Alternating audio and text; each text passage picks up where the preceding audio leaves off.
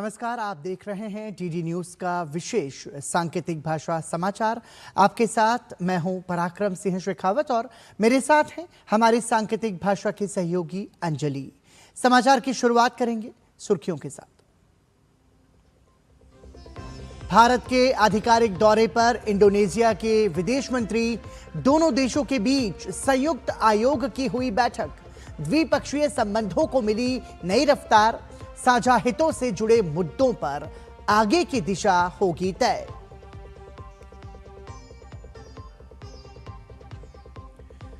झारखंड दौरे पर भाजपा के राष्ट्रीय अध्यक्ष नितिन नवीन। रांची में पार्टी प्रदेश अध्यक्ष के आवास पर शीर्ष नेताओं के साथ किया सांगठनिक विषयों पर विचार विमर्श। कहा, झारखंड को हमने बनाया है, हम ही संवारेंगे।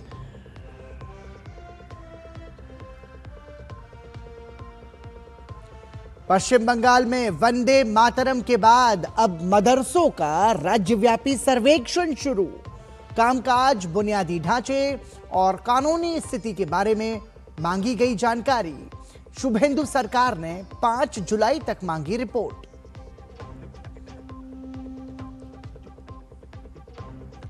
कल होने वाली इंडी ब्लॉक की बैठक से पहले दिखा सियासी घमासान। सीपीआईएम और जेएमएम ने कांग्रेस नेतृत्व के काम करने के तरीकों पर जताई नाराजगी। नई दिल्ली के कॉन्स्टिट्यूशन क्लब ऑफ इंडिया में बुलाई गई बैठक।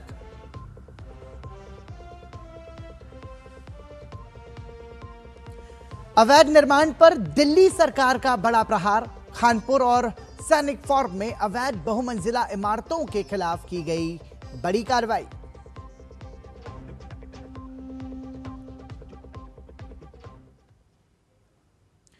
और सुर्खियों के बाद खबरों पर नजर विस्तार से। विदेश मंत्री डॉक्टर एस जयशंकर और इंडोनेशिया के विदेश मंत्री सुगियोनो ने आज नई दिल्ली में भारत इंडोनेशिया संयुक्त आयोग की बैठक की सह-अध्यक्षता की। दोनों नेताओं ने संबंधों को नई गति देने और सहयोग को मजबूत करने पर जोर दिया। साथ ही भारत इंडोनेशिया संबंधों के भविष्य को लेकर सकारात्मक उम्मीदें व्यक्त की। विदेश मंत्री डॉक्टर एस जयशंकर ने कहा कि राष्ट्रपति प्रोबोवो को भारत के दौरे के दौरान भारत इंडोनेशिया के व्यापक रणनीतिक साझेदारी को और मजबूत करने की दिशा में कदम बढ़ाए हैं। उन्होंने कहा, प्रधानमंत्री नरेंद्र मोदी और राष्ट्रपति प्रोबोवो के बीच हुई सार्थक चर्चाओं ने द्विपक्षीय संबंधों को भी नई गति दी है। भारत के विदेश मंत्री डॉक्टर एस जयशंकर ने कहा कि वो राजनीतिक, रक्षा, सुरक्षा, समुद्री व्यापार और निवेश, स्वास्थ्य, फार्मास्यूटिकल्स, खाद्य सुरक्षा और पर्यटन, शिक्षा और सांस्कृतिक सहयोग सहित द्विपक्षीय सहयोग के सभी पहलुओं पर गहन चर्चा के लिए उत्सुक है। I very much value the guidance provided by him on further developing our multifaceted bilateral ties. There were very fruitful discussions between Prime Minister Modi and President Prabowo during the visit, and that has certainly imparted fresh momentum to our comprehensive strategic partnership.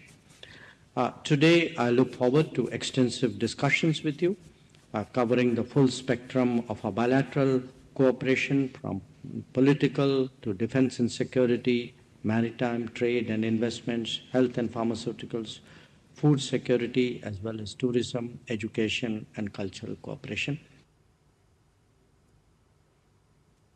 Indonesia के विदेश मंत्री सुगियोनो ने कहा कि भारत और Indonesia के बीच संबंध लगातार मजबूत हो रहे हैं। उन्होंने उम्मीद जताई कि उनकी ये यात्रा द्विपक्षीय साझेदारी को और गहरा करेगी। उन्होंने कहा कि ये बैठक न केवल अब तक हुई प्रगति की समीक्षा का अवसर है, बल्कि साझा हितों से जुड़े मुद्दों पर आगे की दिशा तय करने का भी एक महत्वपूर्ण मंच है। It is also a timely and important meeting to allow us to review on the progress of our cooperation since the last JCM we held in 2022 to address outstanding subjects that both to our common interests and of course to chart the way forward to translate this partnership into more concrete outcomes. पश्चिम बंगाल में प्रचंड बहुमत के साथ सत्ता में आई भाजपा सरकार full action में है। जब से शुभेंदु अधिकारी ने मुख्यमंत्री पद की शपथ ली है, तब से वो ताबड़तोड़ एक्शन के जरिए हर किसी को हैरान कर रहे हैं।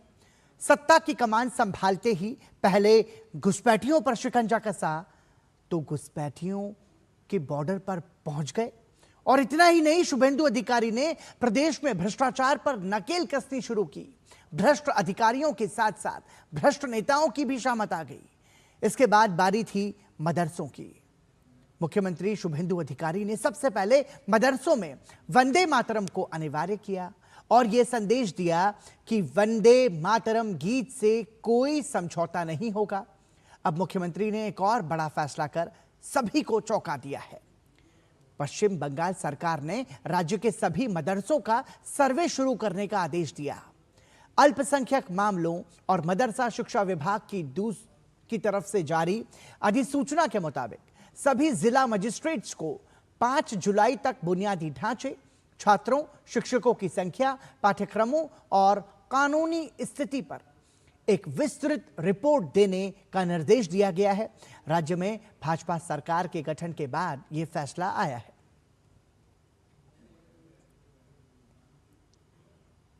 पश्चिम बंगाल में तृणमूल कांग्रेस के भीतर बढ़ते असंतोष की चर्चाएं एक बार फिर से तेज हो गई हैं। टीएमसी सुप्रीमो ममता बनर्जी की बुलाई बैठकों में नेताओं की गैर हाजिरी लगातार सवाल खड़े कर रही है। 20 मई को विधायकों की कम उपस्थिति के कारण ममता बनर्जी को बैठक रद्द करनी पड़ी थी और अब आज शाम तृणमूल भवन में कोलकाता नगर निगम के पार्षदों की बैठक बुलाई गई है और ये बैठक भी रद्द होने की खबर अब आ रही है। बताया जा रहा है कि बड़ी संख्या में पार्षद बैठक में शामिल होने के इच्छुक नहीं थे और यह घटनाक्रम ऐसे समय में सामने आया है जब कोलकाता के महापौर फरहाद हकीम अपने पद से इस्तीफा दे चुके हैं। वहीं महापौर परिषद के सदस्य संदीपन साहा को बागी खेमे का प्रमुख चेहरा माना जा रहा है, जबकि तारक सिंह पहले ही पार्टी नेतृत्व के खिलाफ खुलकर बोलने के बाद अपना इस्तीफा दे चुके हैं। इतना ही नहीं, नगर निगम के कई पार्षद भ्रष्टाचार और वसूली के आरोपों में गिरफ्तार हो चुके हैं। बता दें कि राज्य के विभिन्न हिस्सों में तृणमूल नेताओं को विरोध का सामना करना पड़ रहा है। पार्षद बाप्पादित्य दासगुप्ता की गिरफ्तारी के दौरान अंडे फेंके गए और चोर चोर के नारे लगे। पूर्व मंत्री मदन मित्रा की गाड़ी पर भी अंडे फेंके गए। ऐसे में सवाल उठ रहे हैं कि तृणमूल कांग्रेस के विधायक, सांसद और पार्षदों का समर्थन अब भी ममता बनर्जी के साथ कितनी मजबूती से बना हुआ है।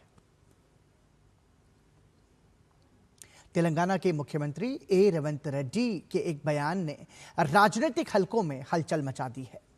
कथित तौर पर यह स्वीकार किया उन्होंने कि हैदराबाद आपदा प्रक्रिया और संपत्ति संरक्षण प्राधिकरण यानी कि हाइड्रा के गठन के पीछे उन्हें जर्मनी के तानाशाह एडोल्फ हिटलर से प्रेरणा मिली। अब भाजपा प्रवक्ता शहजाद पूनावाला ने रेड्डी पर जमकर निशाना साधा है। शहजाद पूनावाला ने कहा कि रेवंत रेड्डी के काम में दिखता है कि वो हिटलर की राह पर चलते हैं और आज भी उनकी मानसिकता इमरजेंसी वाली है। रेवंत रेड्डी ने अपनी हिटलर वाली मानसिकता, तानाशाही मानसिकता, इमरजेंसी मानसिकता का प्रदर्शन किया है। वैसे दूसरों को तानाशाह बोलते फिरते हैं, पर इंदिरा जी की इमरजेंसी हो या रेवंत रेड्डी का हिटलर के लिए प्रेम हो, ये दिखता है कि कैसे इनकी मानसिकता संविधान विरोधी है। और इसीलिए रेवंत रेड्डी ने तो एक्शंस में भी दिखाया है, चाहे स्टूडेंट्स, पत्रकारों को गिरफ्तार करना हो, उनकी पिटाई करनी हो, राजनीतिक विरोधियों को धमकी देना हो कि मैं आपका डेथ वारंट साइन कर दूंगा। इंडी गठबंधन के घटक दलों की सोमवार को होने वाली एक महत्वपूर्ण बैठक से पहले राजनीतिक सरगर्मी तेज हो गई है। भाजपा के राष्ट्रीय प्रवक्ता शहजाद पूनावाला ने इंडी गठबंधन पर तीखा हमला बोला और कांग्रेस पर छोटी पार्टियों का इस्तेमाल करने का आरोप लगाया। उन्होंने कहा इंडिया अलायंस सिर्फ कागज पर है, असलियत में नहीं। Where is India Alliance? It has no mission, no vision, only confusion, and every day new set of division is coming up.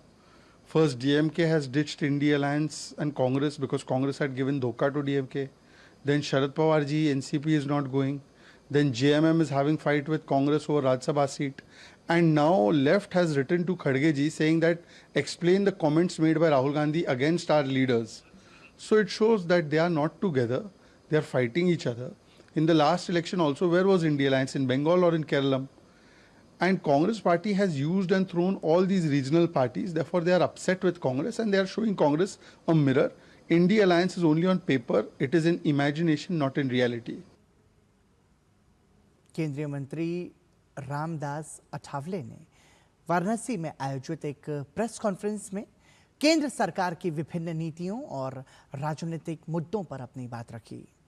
उन्होंने कहा कि प्रधानमंत्री नरेंद्र मोदी के नेतृत्व में काशी में व्यापक विकास कार्य हुए हैं।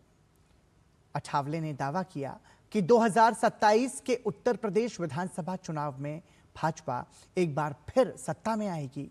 उन्होंने राहुल गांधी पर संविधान को लेकर गलत व्याख्या करने का आरोप लगाया। साथ ही कहा कि नीट मामले में सरकार ने कड़ी कार्रवाई की है और केंद्रीय शिक्षा मंत्री धर्मेंद्र प्रधान अच्छा काम कर रहे हैं।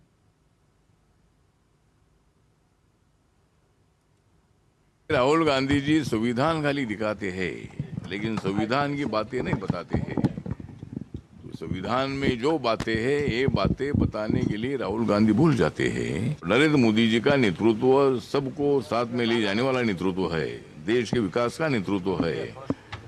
किसान है, गरीब है, महिला है, युवा है, सबको न्याय देने वाला उनका नेतृत्व है। जिस तरह नीट एग्जाम में जो भी कुछ गड़बड़ी हुई है उसके लिए हमारी एचआरडी मिनिस्ट्री धर्मेंद्र प्रधान जी, हमारी माननीय मोदी जी की सरकार भी इसके लिए सीरियस है। पेपर फुटी में जो भी लोग मतलब मिले हैं वो सबको कठोर सजा मिलने वाली है।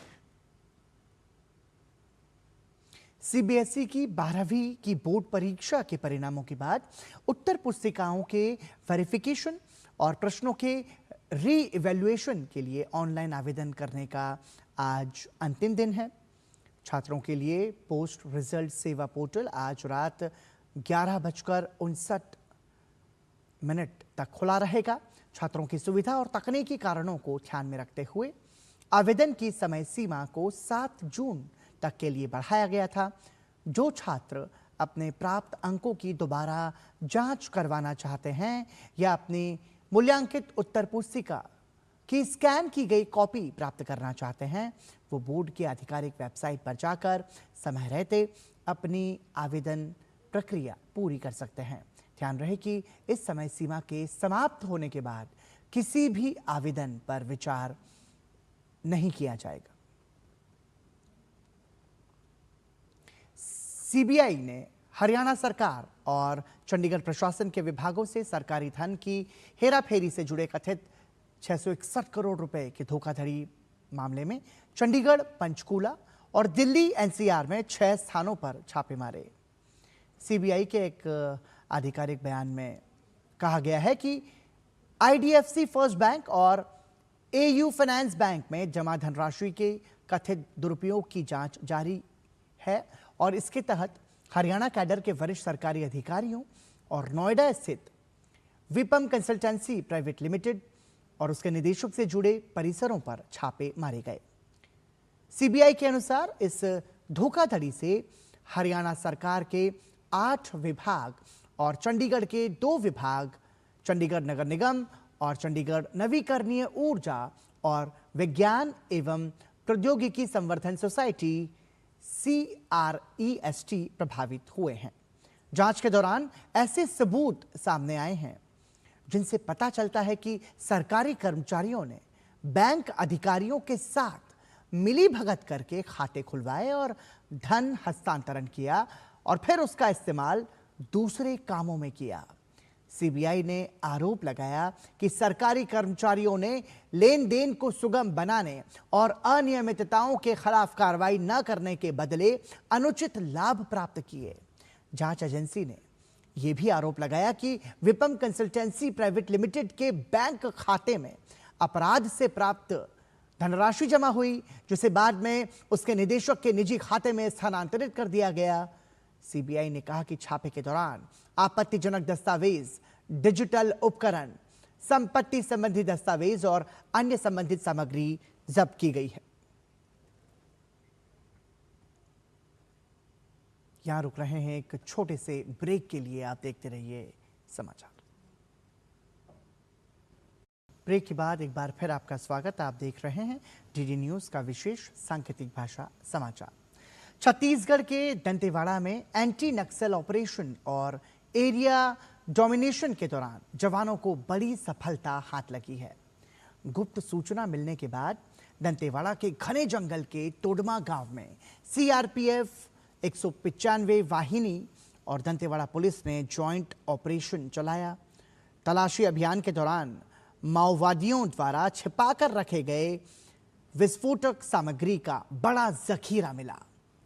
बरामद सामग्री में BGL 303 rifle, air rifle, 303 magazine, charger clip, INSAS magazine, BGL कारतूस के खाली केस, 12 बोर AMN 303 ब्लैंक कारतूस, पटाखे, wireless set, gun powder, Cordtex wire, electric bill, detonator, दूरबीन, नक्सली वर्दी, गोला बारूद के साथ नक्सली साहित्य भी बरामद हुआ। ऑपरेशन के बाद सभी जवान सुरक्षित कैंप में चले आए। फिलहाल मामला दर्ज कर आगे की कार्रवाई की जा रही है। आपको बता दें कि भारत अब आधिकारिक तौर पर नक्सल मुक्त घोषित हो चुका है। ऐसी उम्मीद की जा रही है कि यह हथियारों का जखीरा नक्सलियों ने पहले ही छुपाया था। दिल्ली सरकार अवैध निर्माण और अतिक्रमण के खिलाफ बड़े स्तर पर सख्त अभियान चला रही है। राजधानी की एजेंसीज इसको लेकर व्यापक कार्रवाई कर रही हैं, जिसमें अवैध संपत्तियों का ध्वस्तीकरण, सीलिंग और कारण बताओ नोटिस जारी किए जा रहे हैं।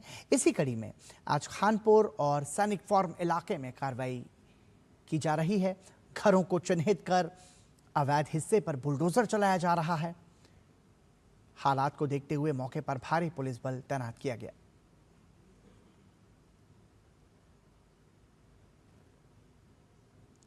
प्रज्ञा प्रवाह के अखिल भारतीय संयोजक जे नंदकुमार ने नई दिल्ली के देशबंधु कॉलेज में राष्ट्र वॉक 2026 कार्यक्रम का शुभारंभ किया।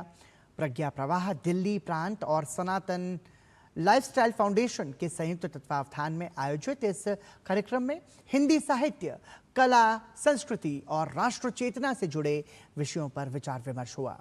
इस अवसर पर इंडिया हैबिटेट सेंटर के निदेशक प्रोफेसर केजी सुरेश और राष्ट्रवॉक के संपादक कमलेश कमल सहित अनेक विद्वानों ने अपने विचार साझा किए। कार्यक्रम में विभिन्न क्षेत्रों की विशिष्ट प्रतिभाओं को सम्मानित भी किया गया। बड़ी संख्या में शिक्षाविदों, साहित्यकारों और युवाओं ने आयोजन में भाग लिया।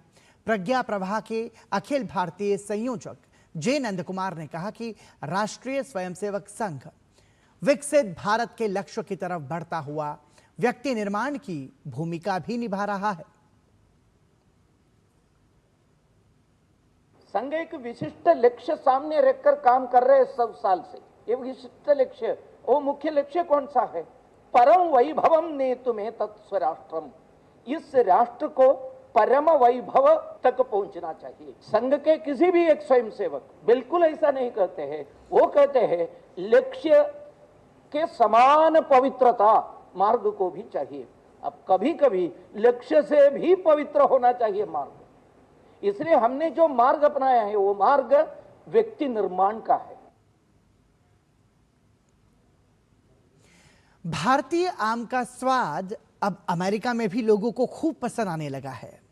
अमेरिका के सिएटल शहर में भारतीय वाणिज्य दूतावास द्वारा आयोजित मैंगो मैजिक कार्यक्रम के दूसरे संस्करण में भारतीय आमों की ऐसी धूम मची कि अमेरिकी ग्राहक और बड़े रिटेल कारोबारी भी इसके दीवाने हो गए। कार्यक्रम में भारत की 7 प्रीमियम आम किस्मों को पेश किया गया, जिनमें अल्फांसो, केसर, दशहरी और लंगड़ा जैसे मशहूर आम शामिल थे। खास बात यह रही कि अमेरिकी रिटेल कंपनी कॉस्टको के स्टोर में भारतीय आम पहुंचते ही सिर्फ 2 घंटे के भीतर ही पूरा स्टॉक बिक गया। इससे साफ हो गया कि भारतीय आमों की मांग अब वैश्विक बाजार में तेजी से बढ़ रही है। आपको बता दें कि भारत दुनिया में आम का सबसे बड़ा उत्पादक देश है, जहां सालाना 26 मिलियन मीट्रिक टन से ज्यादा आम का उत्पादन होता है और 1000 से ज्यादा आम की किस्में भारत में मौजूद हैं। वित्त वर्ष 2023-24 में निर्यात का मूल्य $10 मिलियन तक पहुंच गया, जो वित्त वर्ष 2022-23 के 4.36 मिलियन से 130% ज्यादा है। अनुमान है कि 2026 में अमेरिका में आम का आयात 7% और बढ़ेगा।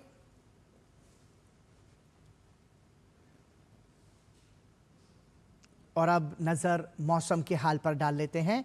देश में दक्षिण पश्चिम मानसून तेजी से आगे बढ़ रहा है। मानसून गोवा, कर्नाटक, तमिलनाडु के अधिकांश हिस्सों और महाराष्ट्र और आंध्र प्रदेश के कुछ क्षेत्रों तक पहुंच चुका है। मौसम विभाग के अनुसार अगले 2 से 3 दिनों में मानसून के महाराष्ट्र, तेलंगाना, कर्नाटक, आंध्र प्रदेश और पूर्वोत्तर राज्यों की और हिस्सों में पहुंचने की परिस्थितियां अनुकूल हैं। मौसम विभाग ने तटीय कर्नाटक और केरलम माहे में भारी से बहुत भारी बारिश का अलर्ट जारी किया है।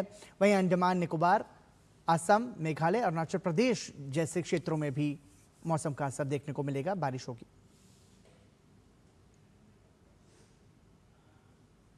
और अब बात पश्चिम एशिया संकट की करते हैं। ईरान ने अमेरिका के हमले का कड़ा जवाब देते हुए केश्म और सिरिक में अमेरिकी रडार और तटीय निगरानी सुविधाओं पर हुए हमलों की भारी निंदा की है।